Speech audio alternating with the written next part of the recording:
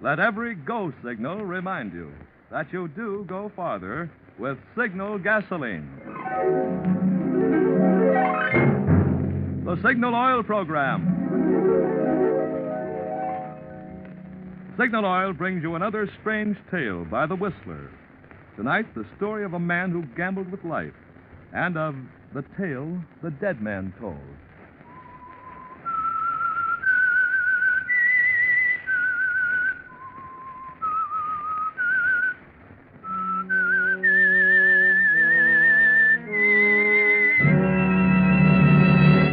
I am the Whistler, and I know many things, for I walk by night. I know many strange tales, many secrets hidden in the hearts of men and women who have stepped into the shadows. Yes, I know the nameless terrors of which they dare not speak. Before the Whistler brings you tonight's story, I want to pass along to you a few of the enthusiastic comments coming in from men in uniform to whom Signal Oil Company has been sending thousands of the exciting battleship games called Salvo, S-A-L-V-O. Lieutenant Commander Hartung, commanding the USS Bladen, writes, Signal's generous gift of Salvo games is of inestimable recreational value and will do much for the morale of this ship's personnel. And Commander A.L. Mayer of the USS Haskell writes, the crew of this vessel deeply appreciates Signal's kindness. Salvo games provide much pleasure during leisure hours. Well, friends, because of the popularity of this great game for two persons, Signal Oil Company thought you, too, would enjoy playing Salvo. So, in addition to those going to the armed forces, Signal has been able to get a limited number to be given away by neighborhood Signal gasoline dealers. A Salvo game is yours for the asking. But I'd suggest getting yours tomorrow, sure, because folks over here are sure to go for Salvo in just as big a way as men overseas are going for the Salvo games Signal Oil Company is sending them. And now, the Whistler.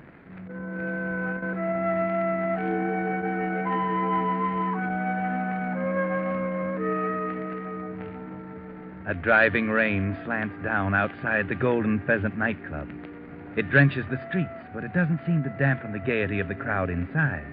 Yes, it's a gay crowd, happy and carefree, which just goes to prove once again that all that glitters is not gold. A couple detach themselves, make the short dash from door to curb, and climb into a car. They seem far from carefree. I can't understand it. It's only 11 o'clock. How come you're tired already? Oh, I'm not tired. Just want to go home. Okay, so we're going home. Darling, What? don't be angry with me. Oh, I'm not. How can I be angry with you? Sandra... You're so sweet. So understanding. Well, I don't understand this. We were going to have fun tonight, going on to Sammy's place after the Golden Pheasant, make a night of it. You were going to. Those were your plans. Well? Those weren't my plans. And you know, sweetheart, that we always do what I want to do. Is that so? Mm-hmm. You know, sweetheart, that I can make you do anything I want you to do. Can't I? Is that so? Well... Yeah, I guess you can. You little minx. That's better. So I take you home. When we could be having a good time. But what I want to know is why. All right, I'll tell you. Because I'm afraid of Arthur. I'm afraid he might get home ahead of us. Look, baby, I told you your husband is at the office. I left him there myself at 6 o'clock. He said he'd probably be there all night, or most of it, going over the books. This is inventory time. Very convenient, huh? Yes, very convenient for us. By the way, Bert, didn't you say you wanted to stop at the office on the way home? Yeah, I'm going to Richmond tomorrow morning. I might as well pick up my papers and things tonight. Thanks for reminding me. What would I do without you? Oh, you've gotten along pretty well. But I'm not going to get along forever without you. Sandra, when are you going to quit Arthur? When are you going to make the break? Oh, let's not worry about that just yet.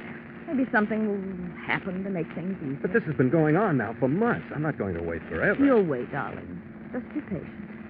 How can you be so calm? Oh, here's the office, dear. Turn in. Oh, okay. Sandra, you're a wonderful woman. A remarkable woman.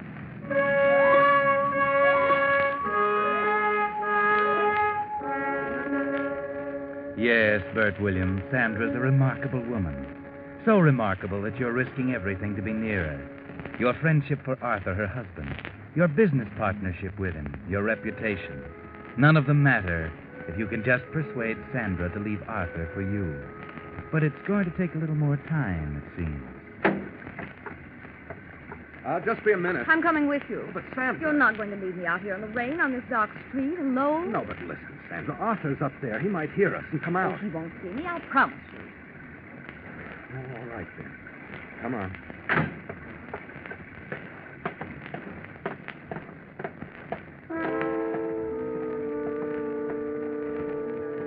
He might as well find out now as later anyway, mightn't he, Bert?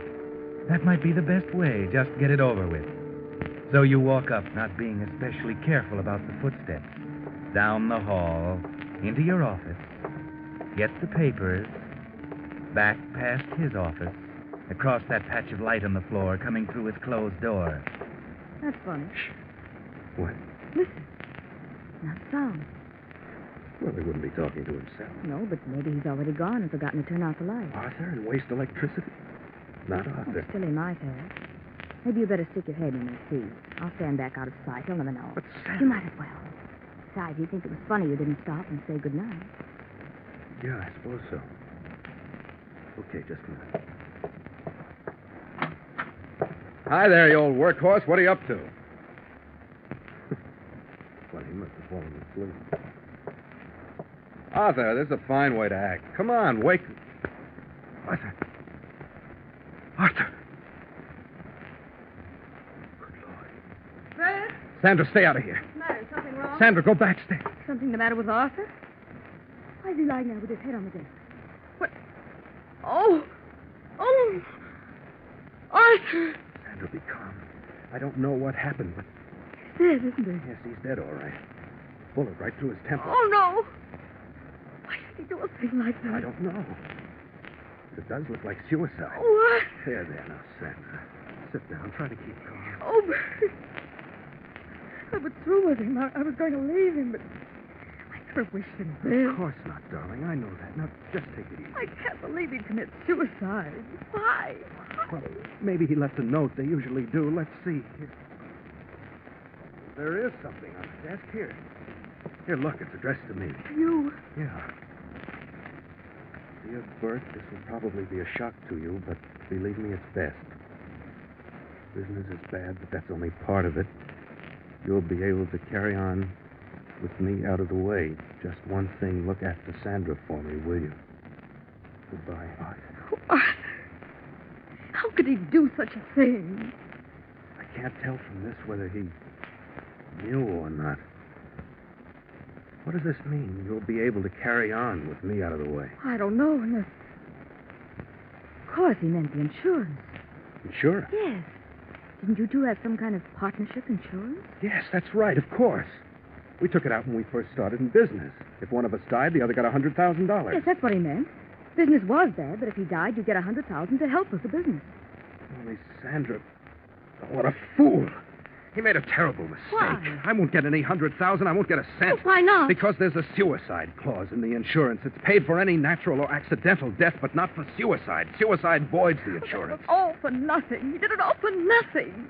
Oh, Arthur. Yes, he was a fool even in death. Bert, how can you talk like that? Why not, Sandra? He stood between me and what I wanted most in the world, you. Now there's nothing standing between us. We can be married, live the life we've wanted together. But I haven't a cent outside the business. Don't worry, we'll think of a way. It's ironic, you know. Only we had that $100,000. Yeah, we might have, too, if only he hadn't made it so obviously suicide. You don't suppose Suppose what? it is suicide, isn't it? It couldn't have been... Murder? Good Lord, Sandra, who could have murdered him? I don't know, but a robber, somebody. No. Of course it's suicide. There's the note, obviously a suicide note. Of course, naturally. If there hadn't been a note, it might have looked like murder. Sandra, listen. If there was no note, if the police didn't find a note, it might look like murder to them. What do you mean? And if they called it murder, the insurance company would pay the $100,000. You're not thinking. Why not? What difference would it make to him? He must have intended that I get the insurance money. Well, why should I be robbed of it just because he forgot something? Bert, it's not right. Why not? It's what he wanted. We're just carrying out the wishes of the dead. It's nobody else's business. But you're forgetting if it looks like murder, then it is somebody else's business. The police. They'd have to find the murderer. Which they couldn't do. Because there is no murderer. But they might accuse even you. Me? Yes, I hadn't thought of that. A gun. Whose gun is that? I didn't know Art had a gun. He didn't. Oh, good Lord, that's my gun. He must have taken it out of my desk. Your gun? But then they would think that Yes, unless... Wait a minute. Would they? it would have your fingerprints on it. Naturally, it's my gun.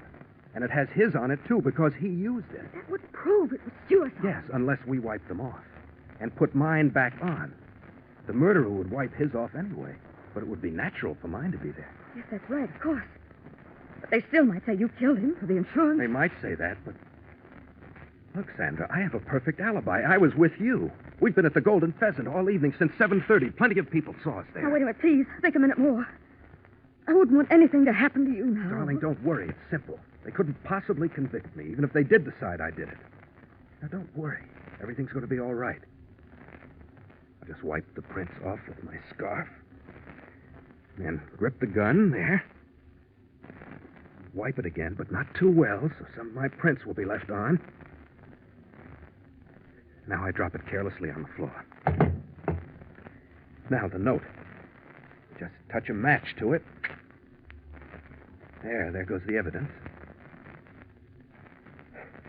Just a pile of ashes in the ashtray. Couldn't they get you for destroying evidence? Not if they don't know it ever existed, and how can they? Only you and I know. But if they find the ashes in the ashtray, won't they examine them or something? But they won't find them. Because now we dump the ashtray out the window and scatter the ashes to the four winds.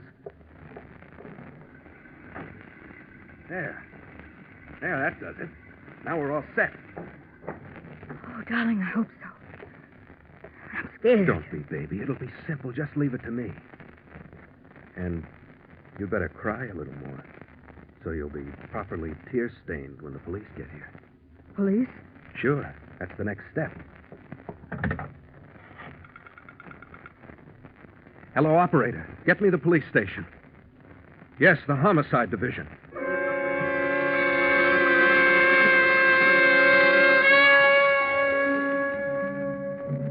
Well, Bert, you're skating on thin ice, don't you think? Making the police believe that Arthur's suicide is murder and possibly making them think you did it. That's a dangerous game you're playing. But now that it's done, the police seem to fall for your trick. At the coroner's inquest, they're eyeing you with suspicion. Your testimony to the coroner doesn't help much. No, I definitely don't think it's suicide. He wasn't the type to commit suicide. He had no reason to that I know of. Then perhaps he had enemies who might have wanted to put him out of the way. No, not that I know of.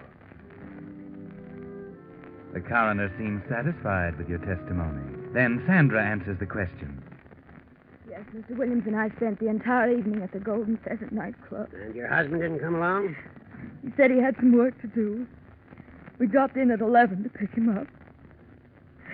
That's when we found him. Did your husband ever speak of taking his life? Was he despondent? Oh, no. Never. Mrs. Albers, do you think your husband committed suicide? I feel sure that if he were to do such a thing, he would at least have left me a note. Some explanation. But he didn't.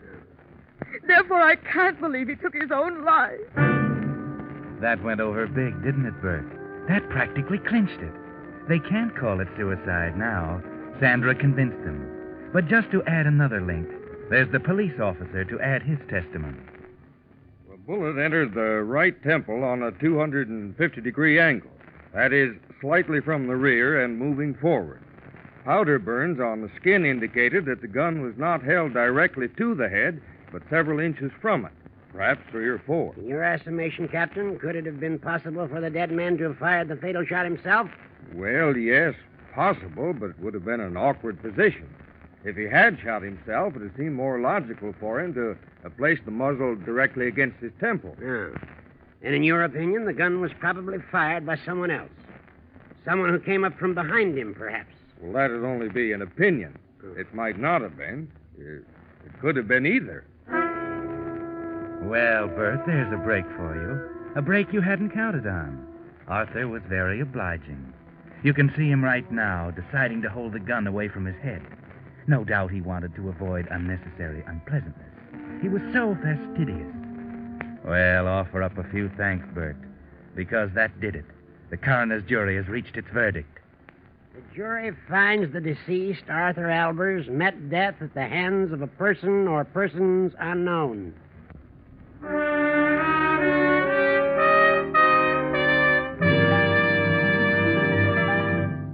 You are listening to the Signal Oil program. Let every go signal remind you that you do go farther with Signal gasoline.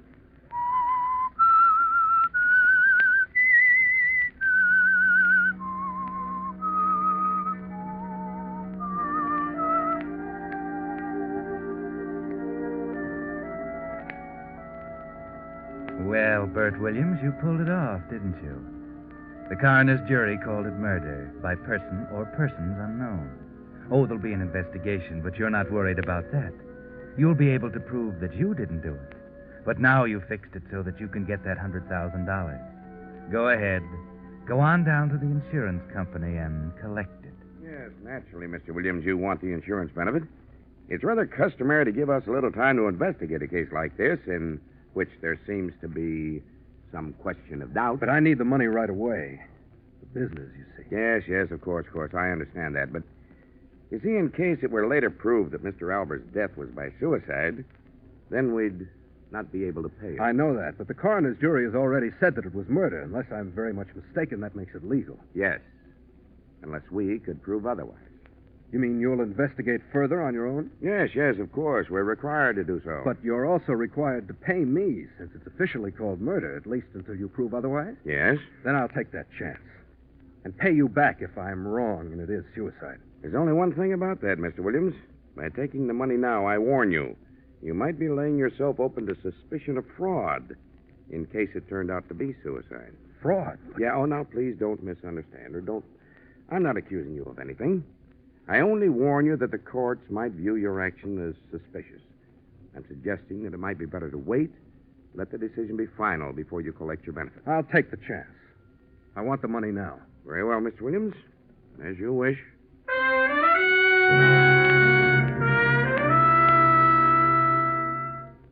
Yes, you're sure of yourself now, aren't you, Bert? Very sure. And why not? You've deposited that certified check for $100,000 in your bank. And they can't touch you. So you go to Sandra to tell her the good news. Now, baby, we can get out. Maybe in a week or two when it's all blown over. Head for Mexico or Florida, anywhere you say. Sounds wonderful, darling.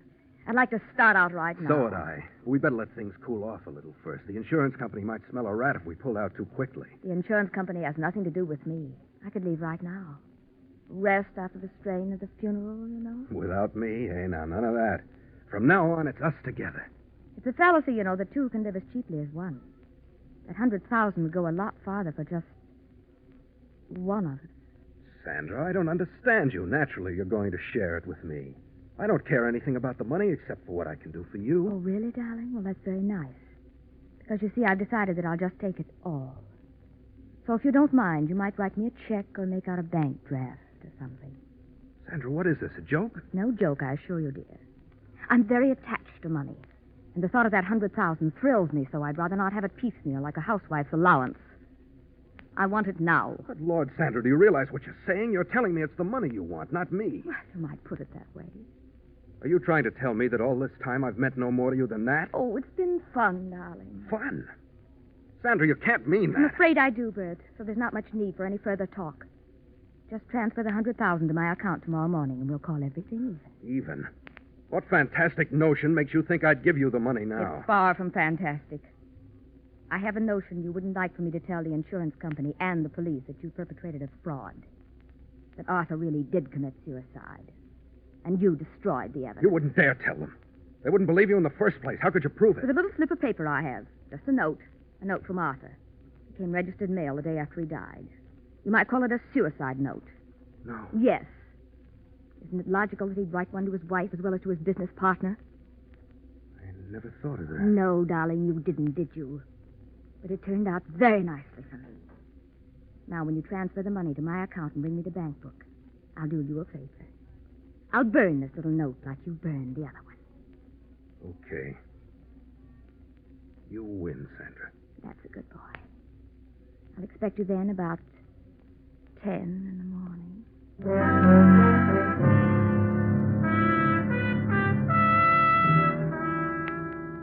Well, Bert, that's what you might call poetic justice.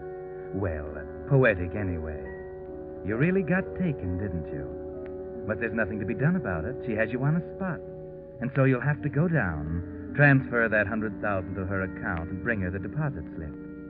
You watch her burn the note and destroy the ashes, and now you're even. Thanks, darling. Someday, Sandra, you'll pay for this. Someday you'll get what you deserve. Perhaps, who knows? But in the meantime, I'll be so comfortable. Thanks to you. Yes, she rubbed it in, didn't she, Bert? And you go back to your apartment smarting under her words. But you don't have too much time to think about it, Bert, because there's a man from the DA's office waiting for you when you get there. And he takes you downtown to talk to the boss.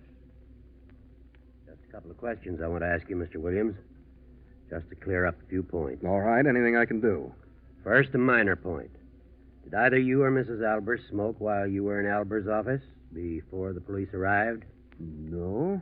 No, I'm sure we didn't. Mm-hmm. All right. Now, you say you were with Mrs. Albers all evening. Yes, we went to the Golden Pheasant nightclub for dinner and dancing. What time did you arrive there? Well, rather early, about 7:30, I'd say.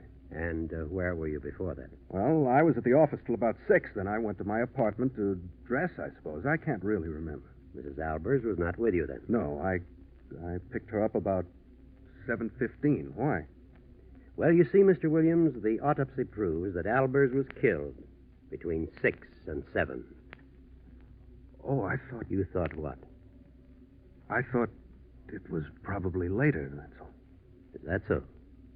No, it was definitely between 6 and 7, or just a short time after you say you left the office. And you were not with Mrs. Albers until 7:30. An hour later. Why, no, I was at the apartment, but... Well, I'm sure I can prove that. The elevator boy would have seen me. And the maid, I have a maid. She testified that I was there. Mr. Williams, I'm not questioning where you were. You're not under suspicion for Albers' death. I'm not? No, of course not. You never were.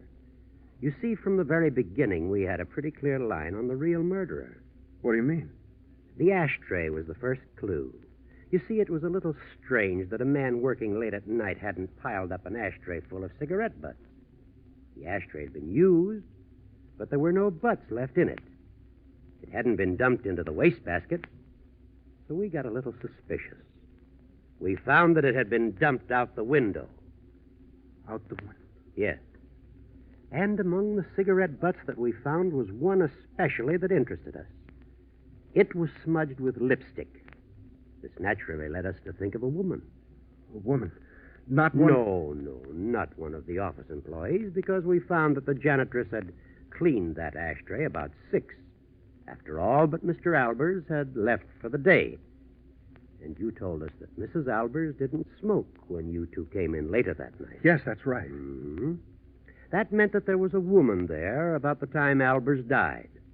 So we began looking around, and we got the main clue from the dead man's lips. From the... Yes. You might almost say he told us. You see, on his lip was a smudge of lipstick. That told us that indeed there had been a woman there, and she had been someone known intimately enough to kiss him, and incidentally to stand behind him without arousing his suspicion, from where she placed the gun to his head and fired. But that might have been his wife's lipstick. Yes, it might, mightn't it? But, I mean, it could have been there all day, ever since she kissed him goodbye that morning. It's possible, but not probable. He'd have seen it and wiped it off, or it would have worn off. But anyway, the next clue pointed in the same direction. Your prints on the gun had been smudged with some kind of fabric, not a handkerchief. We decided it could have been gloves worn by the murderer. Not leather gloves, but cloth gloves like a woman wears. Now, what woman might know where you kept your gun, be in the habit of kissing Albers, and so on? Only one, since Albers was the kind of a man he was. His wife.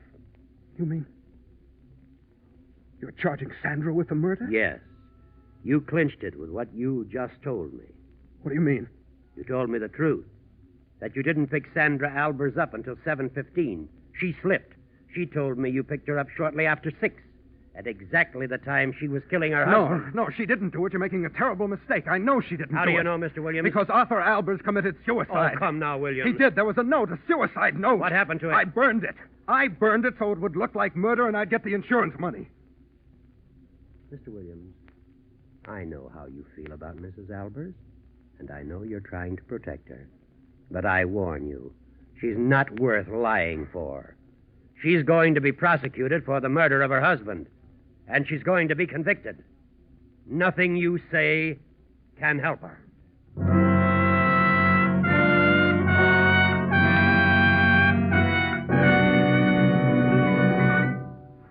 The Whistler will revise this strange ending of this tale in just a moment.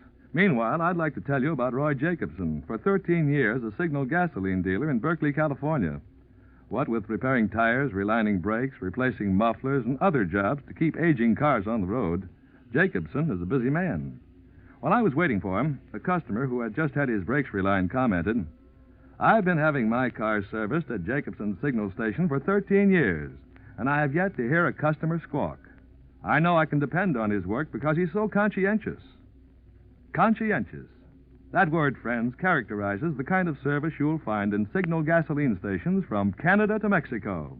And the reason for their conscientious, thorough service is that every Signal dealer is in business for himself.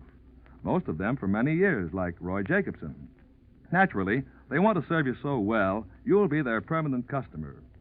Well, with Uncle Sam predicting that 1 car in every 12 will go off the road this year, such service can be mighty important. That's why so many drivers these days are switching to those friendly Signal gasoline dealers who make a permanent business of helping cars go farther. And now, back to the Whistler.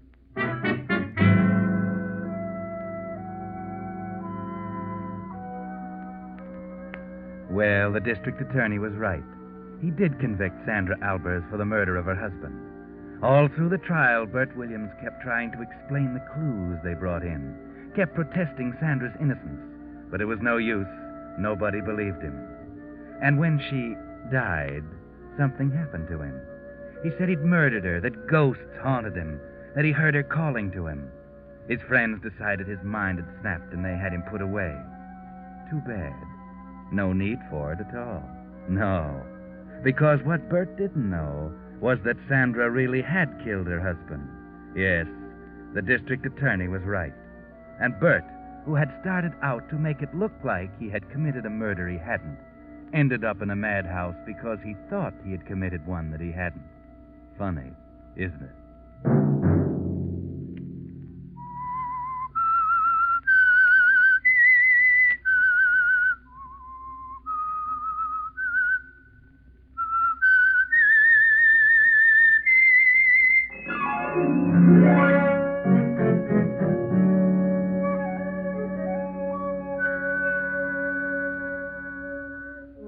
Next Monday at 9 o'clock, the Signal Oil program will bring you another strange tale by the Whistler. The Signal Oil program is broadcast for your entertainment by the Signal Oil Company, marketers of Signal's famous Go Farther gasoline and motor oil, and by your neighborhood Signal Oil dealer, who is at your service daily to keep your car running for the duration. The Signal Oil program, produced and directed by George W. Allen, with story by John Dunkel and music by Wilbur Hatch, is transmitted to our troops overseas by the Armed Forces Radio Service.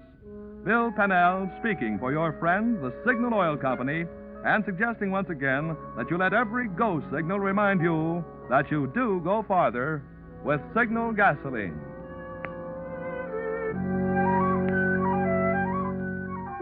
This is CBS, the Columbia Broadcasting System.